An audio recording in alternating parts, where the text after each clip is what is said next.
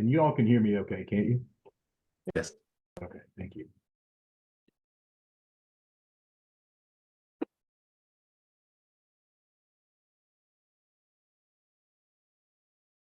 Thank you to those who are already jumping on with us. We are going to get started in just about 30 seconds as we let individuals join today's webinar.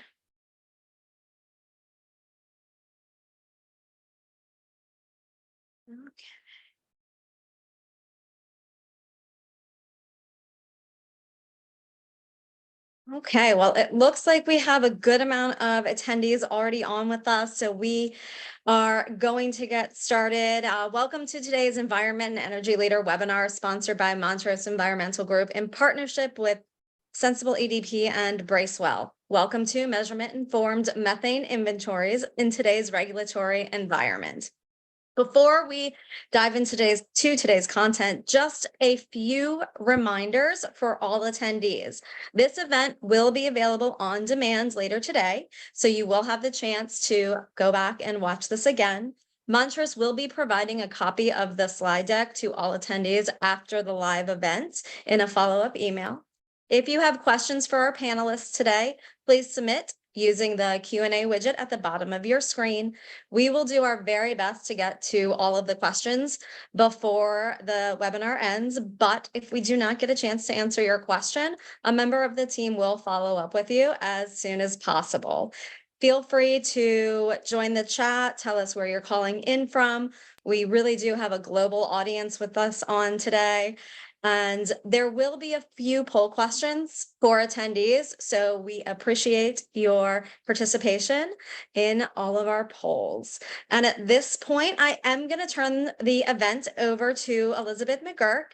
And again, if you have questions for the panelists, please feel free to submit them at any point during today's presentation. So, Elizabeth, the floor is yours. Thank you so much, Jessica, and thank you everyone for attending. We're really excited to talk to you today about a very important and timely topic, measurement-informed methane inventories in today's regulatory environment. Here's a rundown of how we're going to structure today's event. I'm going to start off by giving a brief introduction to Montrose Environmental in case you don't already know us, an overview of the fine folks who will be participating in the roundtable discussion today, and then move into providing a little bit of background information and context for our roundtable. I'm going to talk to how the methane regulatory landscape is looking right now, what's changed recently, what's coming down the pipe, and how does it come together and influence what you're doing to put together an accurate emissions inventory. From that point, we're going to move into the roundtable discussion phase of our programming, and participants from Montrose Environmental teams, as well as partner from Bracewell LLP will be participating in that discussion. So to start, Montrose, some of you may know us already and some of you may not. We are a full-service environmental firm with locations all over the United States and Canada, as well as locations in Australia and Europe.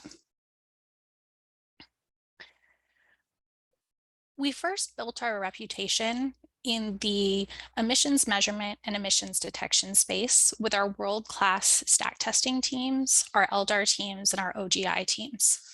Since then, however, we've expanded significantly and grown our expertise in a lot of different areas that we feel are absolutely critical to putting together an integrated and comprehensive methane program.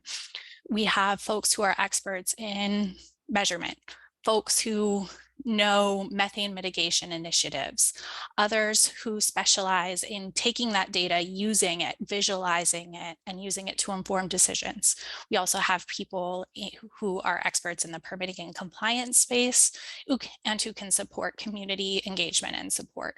All of these come together and influence each other and can form the basis of a company's methane story. With that in mind, our panel includes today people who have expertise in a lot of different, very relevant service areas. My name is Elizabeth McGurk. I sit in Austin, Texas. My background is in air quality permitting and compliance, and I currently sit on Montrose's Sustainability and Climate Advisory team. Joining me on the roundtable will be Jenna Granstra, who is the Director of Gulf Coast Operations for Sensible EDP. And is an expert in sensor technology. Josh Anholt, who is our Vice President of Technology, is an expert in emissions detection and measurement, as well as measurement technologies. Whit Swift is a partner with Bracewell and has built his career in the environmental law arena and specializes in regulatory compliance. And then finally, Steve Davis will be moderating our discussion, and Steve is the SVP of Environmental Solutions, also a Sensible EDP. All right, so first, setting the stage, what does the current landscape look like when we're looking at methane?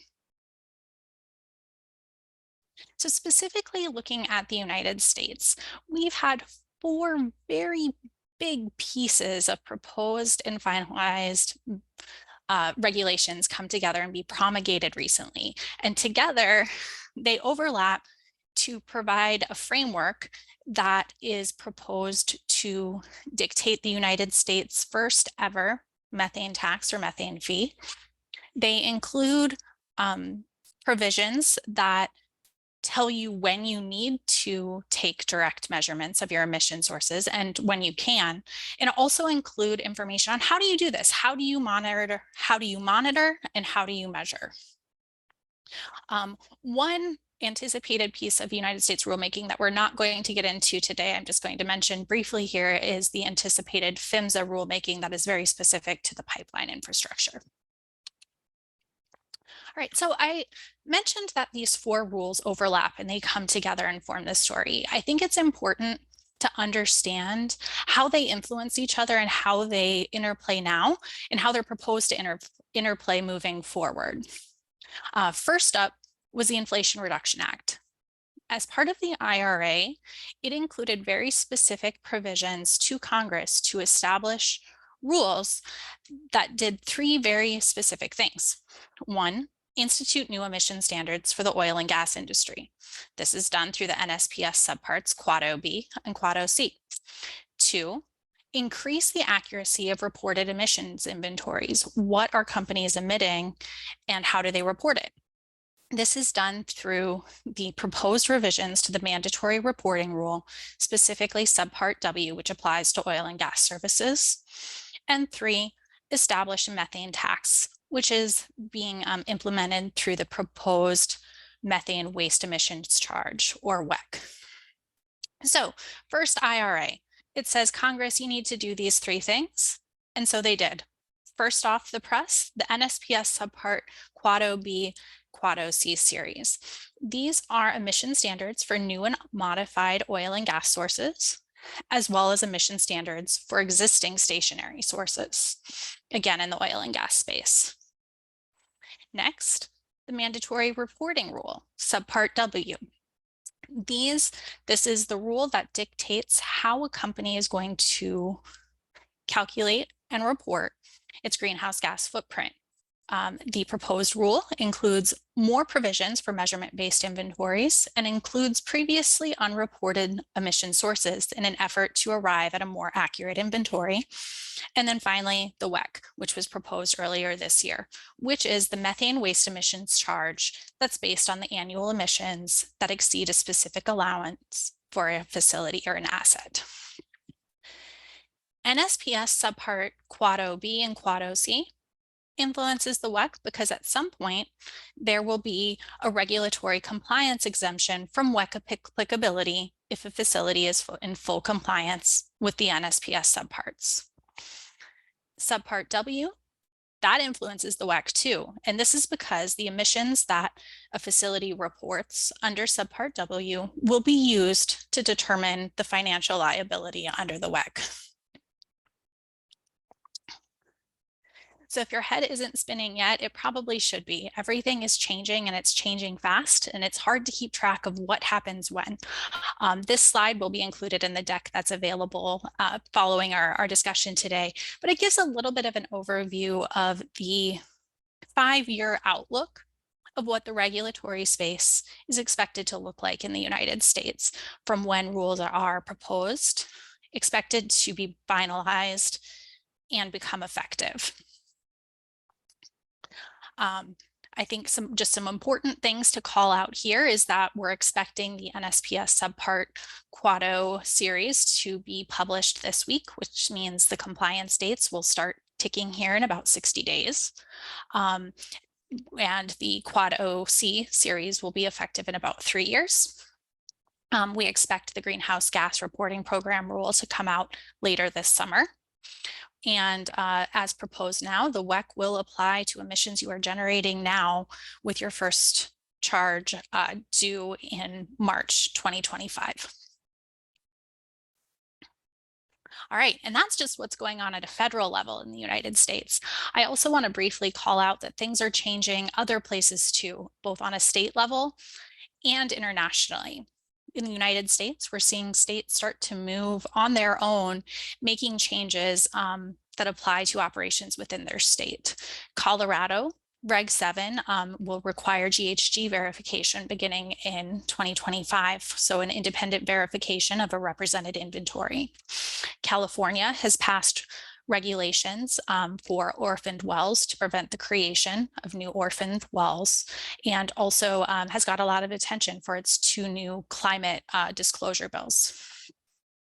Canada has instituted a national emissions cap and trade system in the oil and gas sector, and has also proposed its own suite of regulations to reduce emissions from oil and gas operations. Europe has proposed a methane emissions reduction strategy that will be highly based on the oil and gas methane partnership framework, and has also implemented CBAM, or the carbon border adjustment mechanism that applies to specific industries, including those in the energy space. And then finally, at a truly global scale, out of COP28 came the creation of the Oil and Gas Decarbonization Charter, which was an initiative where global companies signed on and committed to a 0.2% methane intensity by 2030 and net zero emissions in the scope 1 and 2 space by 2050, as well as the elimination of all routine flaring. So there's a lot going on right now.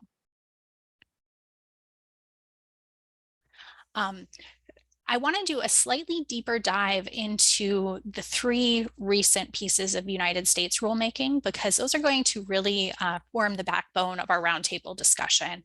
I want to talk about these specifically from a measurement-based emissions inventory approach. What do these rules have to say about how you put together a comprehensive measurement program to really drive at an accurate emissions inventory?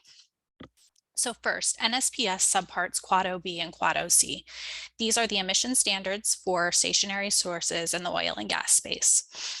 The deadlines, or the effective dates rather, are summarized on the right-hand side of this slide. NSPS subpart Quad-O-B, those apply to new and modified sources that are either newly constructed, modified, or reconstructed after December 2022. The rule will become effective in 2024. Again, that anticipated publication date is this week, putting the initial compliance dates just over 2 months from now. NSPS subpart Quad-O-C is the rule that applies to existing sources that were constructed, reconstruction, or modified prior to that December 2022 date. That one is expected to become effective in 2027 with full compliance required by 2029. It should be noted that this NSPS subpart Quad-O-C is interesting in that it's not specific guidelines. It's basically the directive to states to develop their own programs that implement the same level of control as NSPS Quad-O-B. All right, so what's in these things? 2 specific items that I want to call out are the monitoring provisions. There are enhanced monitoring provisions that apply to different sectors in the oil and gas industry. So these enhanced monitoring provisions include things like more frequent LDAR surveys or OGI surveys. They also allow you to implement continuous monitoring options, either in lieu of or in addition to more traditional LDAR or OGI-based programs. They require flare and combustion device performance monitoring to establish that sites are actually achieving complete combustion.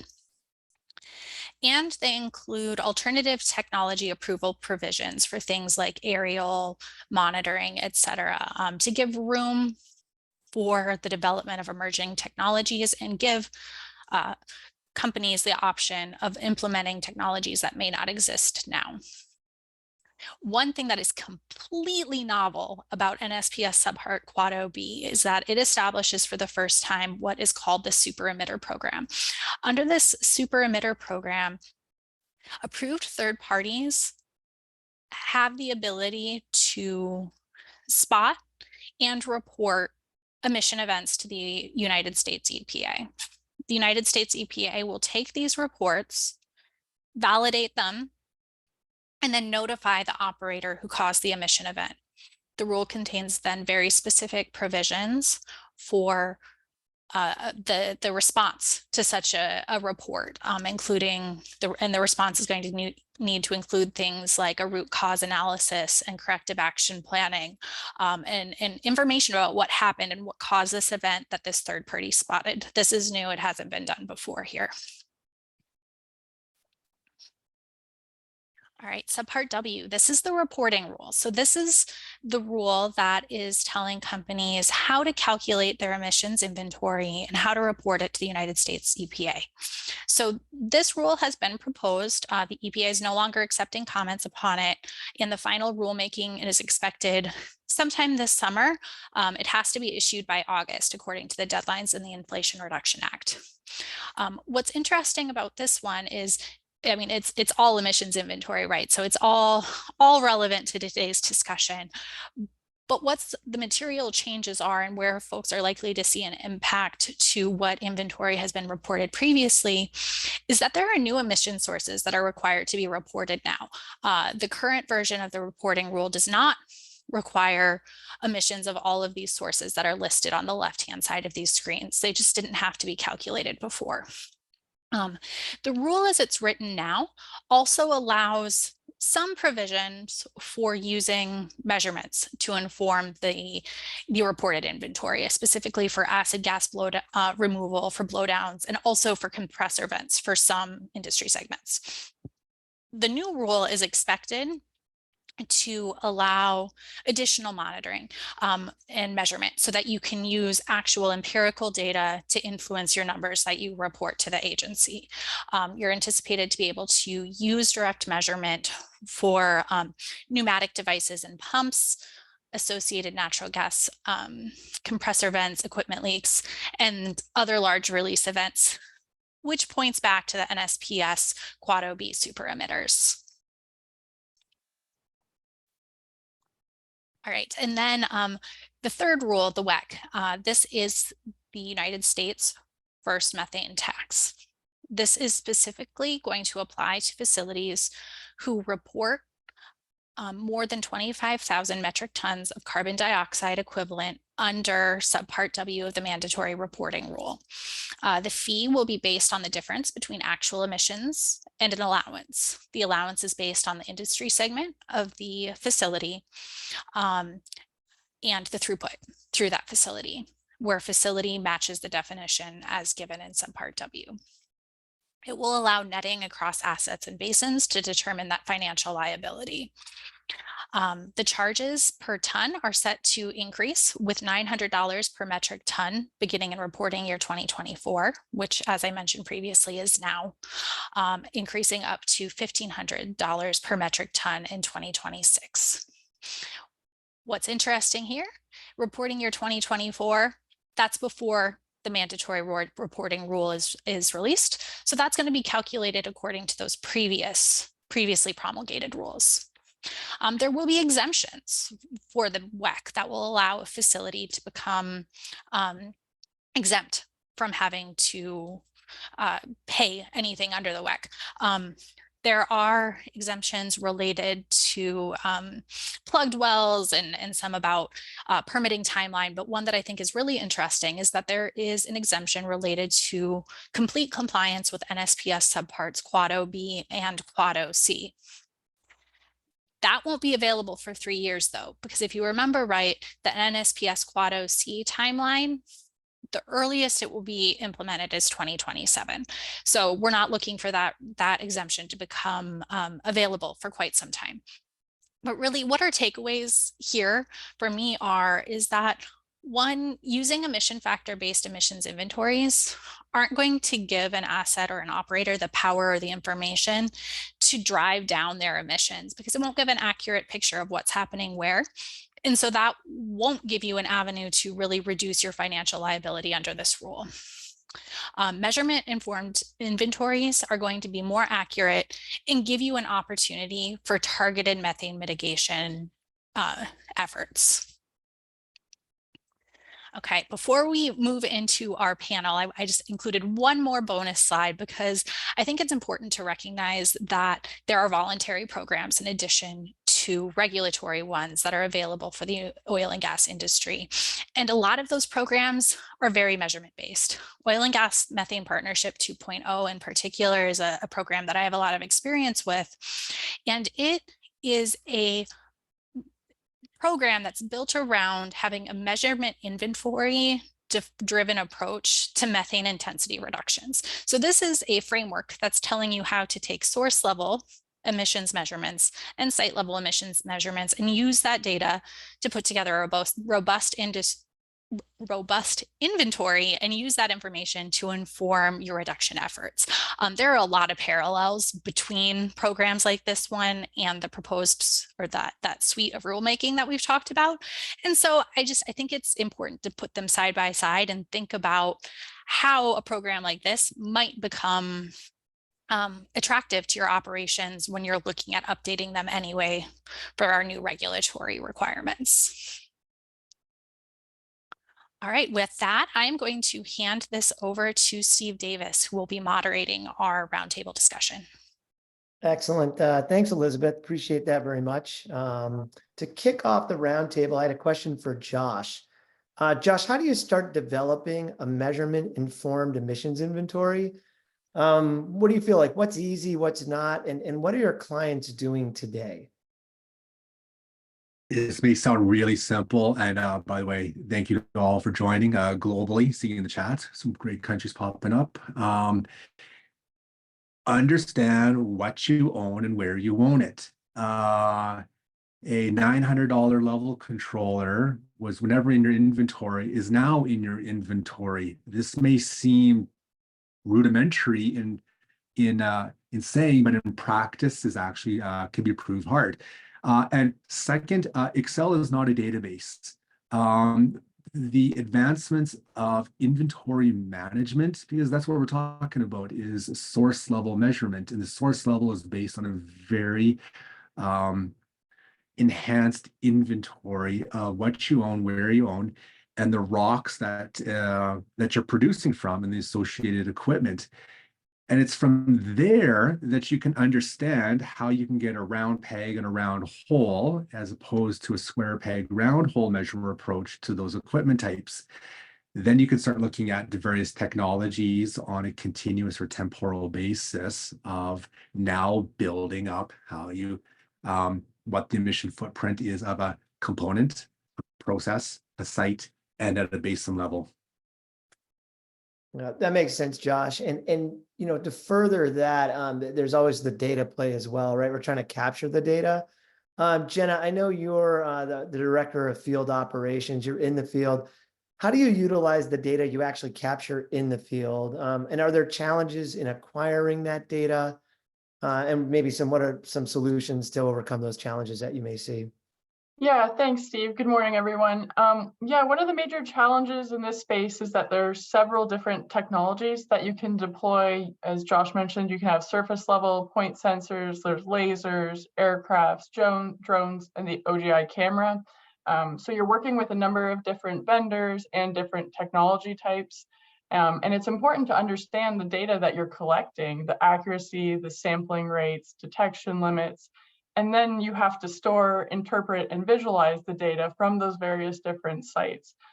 So one thing is important to overcome some of these challenges is to work with a partner and have a solid data management platform where you can store, interpret, and visualize all of your data and have a one-stop shop so that you don't have to go to the various different locations to try and understand what's going on at the site level. Yeah, that also makes a lot of sense, Jenna. Take a different approach here. Whit, I have a question from more the legal aspect. The super emitter program got a lot of attention when EPA proposed and adopted the changes to the oil and gas methane rule. What does the lawyer think about that? Yeah, it certainly is an interesting program, this concept of deputizing third parties to gather the information on which EPA will be making regulatory and enforcement decisions. It will undoubtedly be a focus of the legal challenges of the methane rule. And it's an interesting stretch of EPA's information gathering authority under Clean Air Act Section 114. That's certainly an interesting part, at least from the regulated community's potential challenges to the rules and concern about the rule. I think as a member of the regulated community, I look at it and think about, okay, we need to get a program in place to deal with this rule. Elizabeth mentioned, there are triggers for doing a root cause analysis, just identifying what might be the source of the high level short-term emissions that were identified, and also then preparing a report and getting it back to EPA. So I think there's a procedural aspect to it, as a company having the structure in place to deal with a super emitter notification that you receive. But I think also, tying really into what we're talking about here, it's an example of how better information will put you in a better position under this new regulatory regime. You've got a third party using, remote sensing technology that is convinced EPA that you either had or have a very high intensity methane release coming from your operations. The more you know about, the better monitoring you have of your site, the more you know about what's going on there, you're going to be much better equipped to deal with that, to conduct the required root cause investigation, but then also to push back. If indeed they were looking at, maybe it's somebody else's piece of equipment that had those emissions, or maybe those are authorized emissions. There are various things, but it certainly is one of the examples of where better information is going to put you in better posture under this new regulatory regime. Yeah, and speaking of monitoring, the rules embrace alternative leak monitoring methods. Do you see any potential hangups or legal concerns there?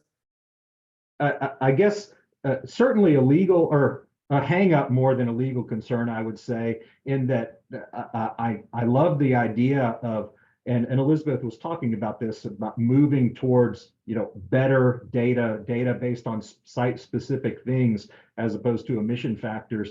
And it's a great concept to allow an alternate method for measuring emissions or finding leaks that may be more accurate, more appropriate for a particular site. I think what I'm really interested to see is the program living up to the promise. And part of that, in my view, from dealing with clients with alternate test method requests and things like that, is the approval process for those methods. They embrace this use of alternate methods, but also there's a built-in process, understandably, for demonstrating that your alternate method is going to be as accurate as the method required by rule. And that can certainly be a hang-up and a block to getting things done. So I hope that EPA has the resources and capability to set up a program to make that happen, to thoroughly review and have the right resources to review those applications and approve them where they're merited. Because I think that the approval process could basically really hurt the value of that program.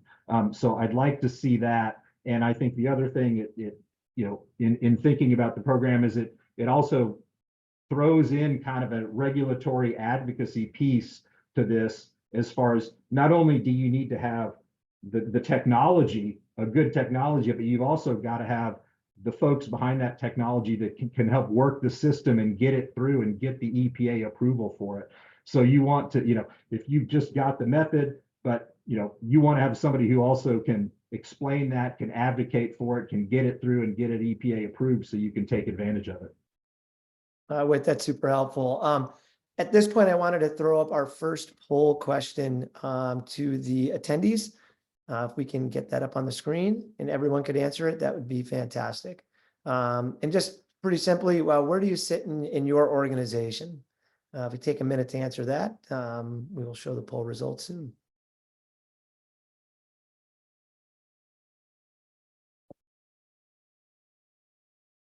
All right, while people are answering the poll question one, Whit, you brought up data and alternative, methods and monitoring. Jenna, it kind of comes back to what we talked a little bit about before with data. Can you talk about the different applications of source level measurement compared to fixed base sensors? Yeah, I can talk a little bit about that.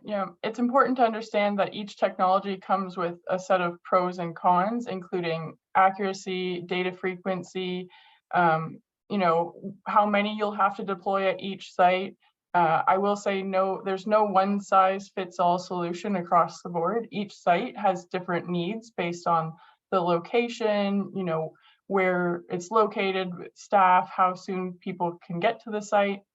There's important questions to ask yourself, such as, what is best for this site? How often do you want or need to receive data? Are you going to respond to alerts? Who will be responding to alerts, and how quickly will you respond? So those are some of the things that you would consider before even deploying fixed or source level sensors in the field. Yeah, and Josh, when you think about the source level measurement, what will be most helpful in the context of the super emitter provisions within Quad OB? Having a corporate practice in place that allows personnel to put a finger on the problem based on data. So when you think of fence line monitoring sensors, they do a very good job of monitoring a facility, fence line, and then localizing to an area. Same with aircraft, or same with camera-based solutions on the market, or drones. They can localize to the area. It is now having the personnel who are methane literate to understand what the potential source for release is. Is it an overpressurized storage tank because the VRU is not at set point, or the vertical retention tower is misoperating, or a combustor wasn't burning, or someone closed a ball valve? Because it's understanding those sources that allows you to then prevent. As you monitor, you put the finger, you prevent. Now, if someone flies over, then you can at least understand why. Okay, they localized to this area, what was going on? Because now we're getting into root cause analysis. And when we look at minimizing a tax payment, that being both the carrot and the stick in the equation, it's what can our engineers do? What can the mechanic with the wrench do to eliminate that source, to prevent it from happening again? And this is where I start looking at the more legacy equipment. I don't think we have necessarily a new problem. Engineering design standards, newer technologies, site designs, they're doing a very good job of creating Tupperware-based sites. But the older sites are based on old design standards. I think I like to give an analogy, like once upon a time, we smoked on airplanes. Once upon a time, we didn't wear seat belts in cars. Once upon a time, we didn't control storage tanks, or we had fuel gas driven pneumatics or chemical injection pumps. So it's now understanding that we don't smoke on airplanes anymore. Well, most places, or we should be wearing our seat belts in a vehicle. And so this is what's coming is to fruition, is now again coming back to what do you own and where you own it, and what is it going to do. And I think now we're getting into kind of like speaking about performance. No longer a definition of leak or a definition of vent, but total site-wide performance. And site-wide performance is based on the engineering design standard and how that equipment is operated. And it's through those elements that we can achieve the emission reductions and low methane intensities, and also have an understanding if, yes, the third party does fly over or drive by and says I'm emitting, you say, yes, I know. And I know the legal boundaries from which that gas emitted from. And I'm already 10 steps ahead of you on this front. And we've already got a management of change process in place to resolve or eliminate this emission source from our sites. Yeah, I'll definitely agree that I don't miss smoking on planes. So, you bring up all these, the different potential technologies. Elizabeth, I know you're talking to a lot of different customers, whether it's US, Canada, or abroad. How do you evaluate the different technologies when there are so many on the market? And what are the challenges and opportunities with deploying more than one type of technology? Sure, that's a really great question, Steve. I think that the first question that you need to ask yourself is why. What are you intending to do with this technology? Because as Jenna mentioned, there's very much pros and cons with different technologies. Some are great for detection, some are wonderful for quantification, some have really, really small margins of error and are very, very expensive. There's a lot of pros and cons in this space. You need to decide how are you going to use it and what information are you really, really looking for. The second question that I would want to look at to inform that decision is, okay, we've defined what, why. Is this a regulatory program? If it's regulatory, take a look and see, is it allowed under the current rule as it's written? Are you going to have to go through that process like Whit was talking about in terms of getting an alternative technology approved to meet the rule regulations? I think that that's really important too. And then you get into really the nuts and bolts of just looking at a technology itself. How accurate is it? Has it been verified by a third party? What does the literature look like for sources that are like your sources in evaluating this? In terms of challenges or opportunities in deploying more than one, I definitely have worked with clients who've chosen to deploy technology trials, right? You want to kind of try on a tech for size to see if it actually works for your operation and your locations before maybe committing to a fuller scale implementation. And I think that's a great way to get some information before going all in. I think Jenna can probably speak to this better than I can, but there are also going to be challenges though if you have a lot of different programs from an expertise point of view and making sure you understand all of the different things you're deploying, but then also from a data management perspective so that you can really use those different systems together to understand what's going on and get an apples to apples comparison if you're trying more than one thing at one time. Yeah, Jenna, from your standpoint, again, being in the field, what challenges do you see with actually deploying the technology at your customer sites? Yeah, so you're deploying multiple different technologies. You have different people responding. You have to have a good workflow on, we deploy these technologies. How are we going to respond? What are we doing with the data on a day-to-day basis? Who's looking at the data? Will a consultant go out and verify it? Or are we going to go out and verify it? There's a lot of different questions to be answered once you deploy the technology. And again, just understanding the accuracy, the sampling frequency, how we compare them, and then where do we store all this data? How do we handle all of it? You're producing so much data, but how do we interpret it and how do we look at it? So just making sure you have a platform that you can look at all the data for each of your sites and make it as easy as possible to do the interpretation and visualization so you can respond and make sure you're ahead of those the super emitters, if you're a super emitter, being proactive in that regard. So. Yeah, that's great, Jenna. So let's take a break right here and then do poll question number 2. If we can post that, please.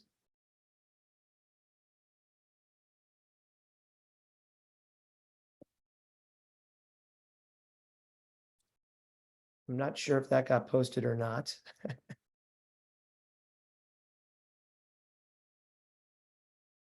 There it is. Has your company already started a methane monitoring pilot or project? Pretty simple, yes or no question. We'll keep that pull question up for a bit as we jump back into the roundtable. Another question for Elizabeth. Regulatory changes are one driver for emissions management. How do you voluntary reduction programs like OGMP, how do they fit in as well? Good question.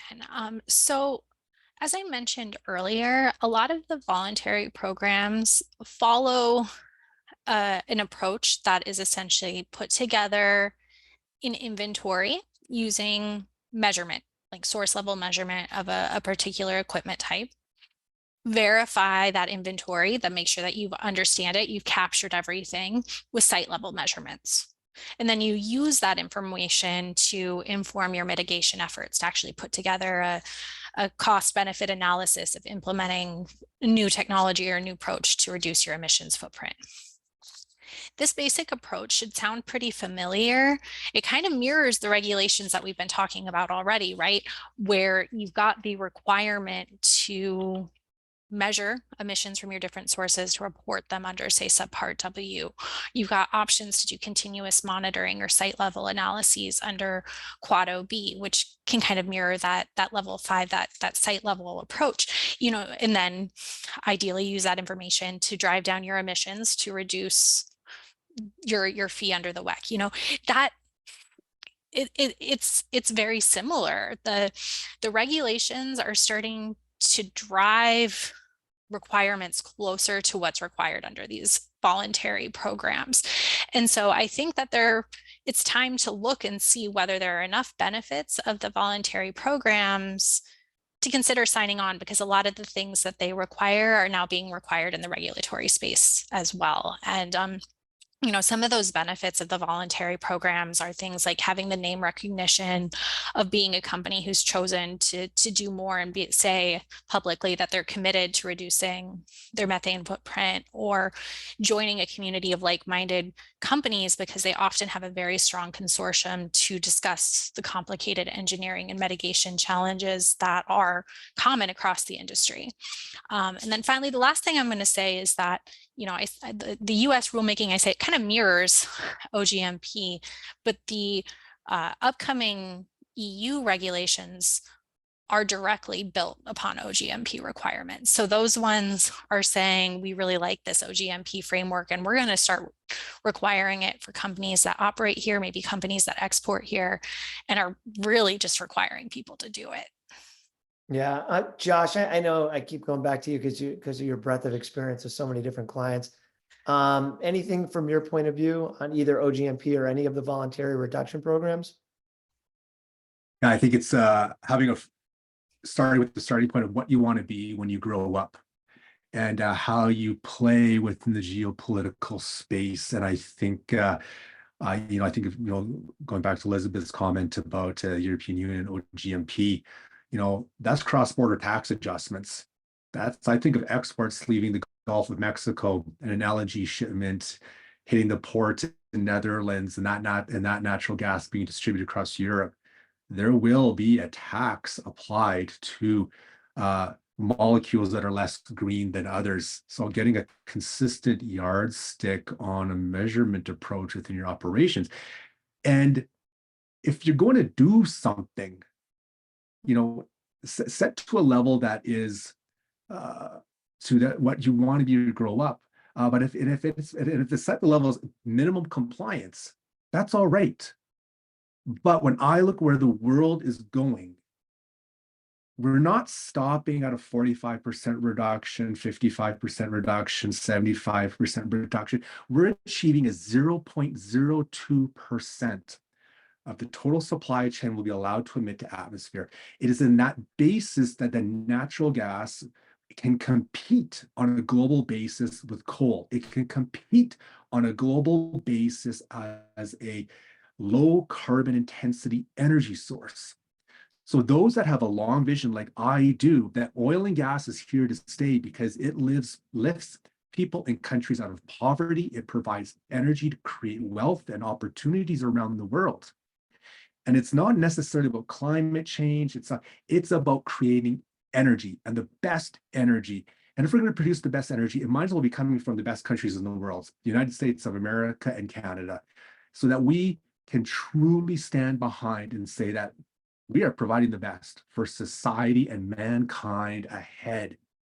And it's that belief that I think that we can rise to the occasion. We have the engineers, we have the technologies, we have the materials, we have the financial instruments.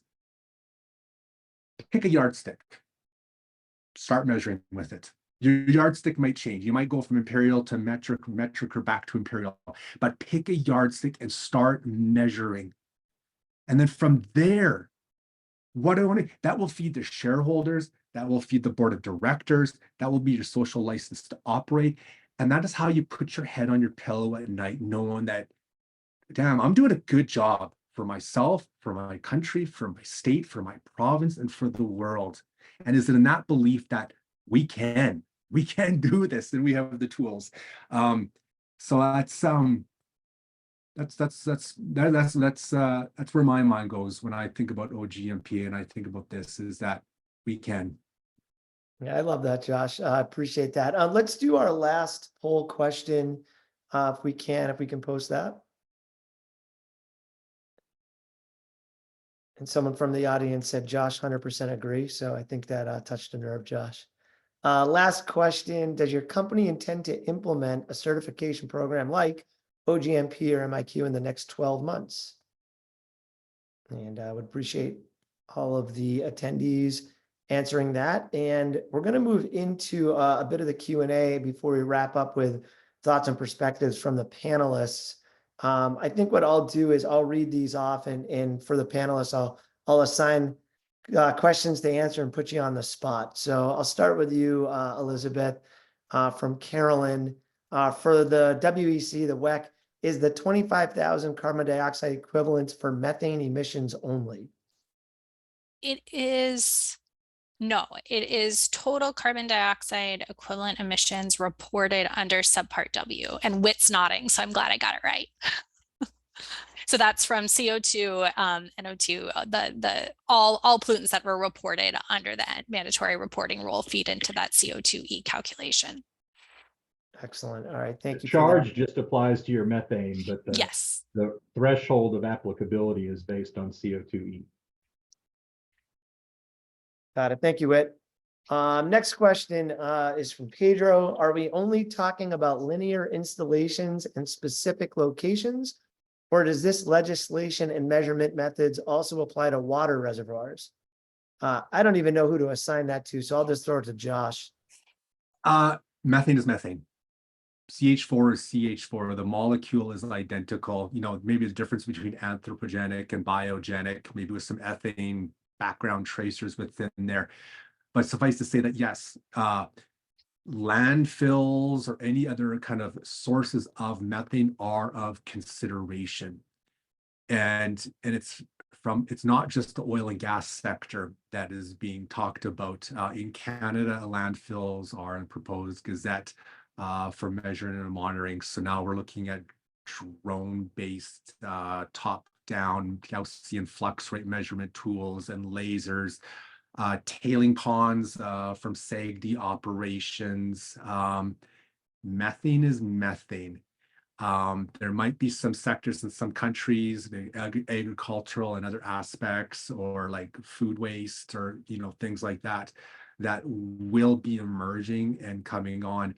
But when you look on a dollar per ton basis, of course, it comes back to the oil and gas industries and heavy sectors of the world, which there are, revenues associated and marginal abatement cost curves that have a reasonable dollar per ton basis for tackling. But yes, as a society, we are looking at other sources of methane. Yeah, and I think from a regulatory basis, the rules we talked about today are specific to the oil and gas industry. But one thing that we've seen about the EPA is that if they kind of figure out an approach that they like for regulating one industry, you sometimes see something analogous come to the next industry down the pipe. Like, for instance, if you look at like the Refinery Act, you see some very, very similar requirements. And now the new proposed like chemical sources max, like they start them in one industry and then they apply them throughout. All right. Thank you, Josh and Elizabeth. Question from Jim, and we get this question a lot, especially the timing of it. Whit, I'm going to throw it your way, a non-Montrose answer from a kind of general perspective. From Jim, how do you view U.S. election results impact on EPA final rule, on the IRA? What could change and how? Yeah, sure. These rules certainly face a rocky road, and that's a good point, that it's not only the inevitable legal challenges, court challenges of the rules, but also potential political headwinds. I mean, we've seen, the last round of methane, oil and gas rules from the Obama administration were then rescinded. The methane specific part of it rescinded, and now we're back. So there is no doubt that these rules will face, legal challenges. They haven't, the reason why you're not reading about legal challenges to the methane rule so far is because the clock hasn't even started yet for when people can sue. But no doubt they will. States and certain groups are going to line up as soon as the rule actually becomes effective and it becomes timely to file suit. I think the most interesting thing, and the thing to remember, talking about this entire suite of rules when it comes to both political headwinds and also, court challenges, legal headwinds, is that these rules, different from the 2017 methane rule and different from, frankly, things like the Good Neighbor Plan and others, is there's law behind this. The Inflation Reduction Act was Congress telling EPA to do all of this stuff that we're talking about. Right now, they didn't give specific details on a lot of it. All of it is implementing rules. But a real challenge that EPA has, particularly with our current Supreme Court and the scrutiny of agency decisions and less deference, frankly, being given to an agency like EPA. Here, you don't have that base position that EPA is getting out of its lane to take these steps. No, the Congress established the waste emissions charge program, the amounts, the deadlines, the compliance exemption. These things are established in law. So what you have here, compared to some other recent regulatory actions, you do have a better statutory basis for what EPA is doing here. That certainly doesn't mean that they're going to be immune to legal challenges, and there'll be things that get attacked. But yeah, I think looking ahead, the presidential election this year is without a doubt going to have an impact on these rules, and whether we see them kind of like some of these political footballs that bounce back and forth between administrations. And regardless of the election, we'll have legal challenges. But I think the thing to remember here is these rules are situated a bit differently as far as their potential durability, in my view, because of the Inflation Reduction Act being the driver for all of this stuff. That's great. I appreciate that. Yeah, that's a very popular question with 10 months to go, or what we have left here, and just getting past Super Tuesday. So we will all follow that, I'm sure, very closely. Jen, a question for you on sensor technology. The question is, how do you recommend companies adopting sensors and other real data this year accurately compared to the years previously when the technology was not used? Basically, what is the best way to go back and re-baseline so we can be sure we are accurately calculating over reductions? Yeah, I think I'll also ask Elizabeth and Josh for their perspective, but I think until you start measuring and start collecting data on a routine basis and, get 6 months to a year's worth of data, without that, we have nothing to compare to. So we need, the seasonal variation, more time as well. Like, we need to see all of the operations to get a full picture of what's going on at the site level before we can even consider going back and rebaselining. But I think it's really important just to start collecting data as soon as possible to understand today. And then after you have a good chunk of data, then you can look at ways to go back and see what was going on. Josh, what are your thoughts there too? Yeah, I think there's new baselines. We look at what new sources coming in. We look at the pneumatics. We look at other things that are like, now we're looking at point source measurements and the way we're doing it, we're going to recalculate the true area under the curve. In the past, if we were using a single point in time of volume and time and a single point, the area under the curve is a rectangle. But in reality, it's up and down. It's a Monday, it's a Tuesday, it's positive gas prices, negative gas prices, Trump, Biden, up, down, left, right. And so, yes, we will have a new baseline. And I've heard from producers, there's always been two sets of books. There's been those that subpart W says this is how you calculate, and here's actual.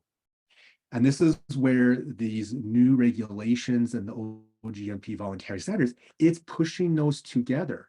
So a past base emission factor A times B equals C now to a point source. Yes. And you know what's going to happen? Some sites are going to go up, some sites are going to go down. But the universal truth will still hold true. There'll still be the fat tail distribution problem where 20% of the assets or 20% of the process or 20% of the equipment accounts for 80% of total emissions. It just seems to like ring true over and over and over again. And I think companies and people need to be we need to call a ceasefire on like baselines. They're like, hey, we're recalculating because now we have the tools, the regulations and laws in our place that are allowing for actual.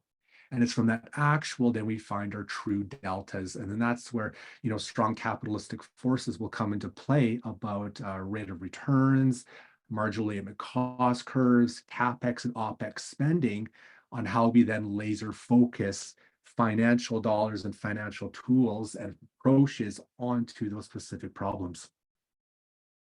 Thank you, Josh. I think we're just about out of time on the questions. I wanted to give the panelists kind of one last shot of what are your big picture thoughts? Whit, from a legal perspective, what do you see? Like, what are you thinking from a big picture? Yeah, I think first, and it goes back to one of Elizabeth's early slides, but remember that these are important changes that are all set up to work together, right? You've got the rules for new sources, rules coming in place through state programs for existing sources, this waste emissions charge, and how they all tie together. It raises the stakes for the viability of any one piece. It's a puzzle, and if one piece is sidetracked and the others remain, it could really impact the effectiveness, of course, of this overall program that EPA is promulgating. I think it's understanding that perspective and how they're going to work together. The waste emissions charge, those dollars go up as far as the cost per ton or the charge per ton. But if you look at EPA's projections, they say that the revenue is going to be going down from that program because of compliance with the rules for existing sources and the like. But yeah, they're integral to one another, and it's so the program working as a whole. There's a lot at stake with these different rules surviving judicial review and or a change in presidential administrations. I think the second big picture thing, really tying into our theme here, is just how a lot of these changes highlight the importance of better information. Whether we're talking about your ability under the methane rule to deal with the super emitter program, potential third-party driven enforcement versus, looking at the opportunities you might have to use more efficient, better measurement. And frankly, the benefits you could get in the waste emissions charge with site-specific data versus default emission factors. These are all drivers for getting that better information and can really show a benefit to it that could impact the bottom line, not just, being able to crow about reductions or better numbers in your SEC reports, but actually helping the bottom line with this waste emissions charge coming in. Those are my two big ones. Thanks, Whit. That's super valuable. Jenna, Josh, Elizabeth, we've got about 1 minute, so I'm going to hold you. Whit took two. He did two big picture items. You get one. What's the most important thing our clients should be doing to set them up for success in their methane management programs? Jenna, I'll start with you. Okay. Consider running a pilot project to understand the data you're collecting in your site and find a way to interpret, store, and then visualize the data. Great. That's perfect. Like concise. There right? you go. That's 15 it. seconds. Elizabeth, yeah, you get your shot. All right, I'm going to go philosophical, and I'm going to say to acknowledge that we are at a pivotal point in this industry and accept that with great challenge comes great opportunity, and to recognize that we're in a place where we're going to influence what the energy industry looks like moving forward, and to embrace it and take a minute to look at how everything comes together to influence your methane program and how you're going to build that program to let your business not only survive, but to grow through this and really be the face of the energy industry moving forward. Love it. And Josh, 30 seconds. Entrepreneurial spirit always wins. Roll up your sleeves, believe in yourself, and remember to celebrate the small wins, because those small wins add up to a really big opportunity, and ensuring that we're providing the best energy for the world. Excellent. All right, everybody. We will wrap up. That's our roundtable portion of the webinar. To our attendees, thank you very much for giving us 1 hour of your time. Hopefully you learned a lot today about Montrose integrated methane management solutions, and we will get all of these slides will be available. And if you want to take it over, Jessica. I just want to say thank you to the team at Montrose and to Whit at Bracewell. This was truly, and Sensible EDP. This was a really valuable conversation. It was enjoyable to listen to. I want to thank the audience for being so actively involved in today's discussion. There were truly a ton of questions that came in during today's event. So again, if your question was not answered, don't worry, because a member of the team will follow up with you, and please provide any feedback to us or to our presenters. And at this point, we're going to wrap up the webinar and hope to see you on with us soon. Bye, everybody. Thank you.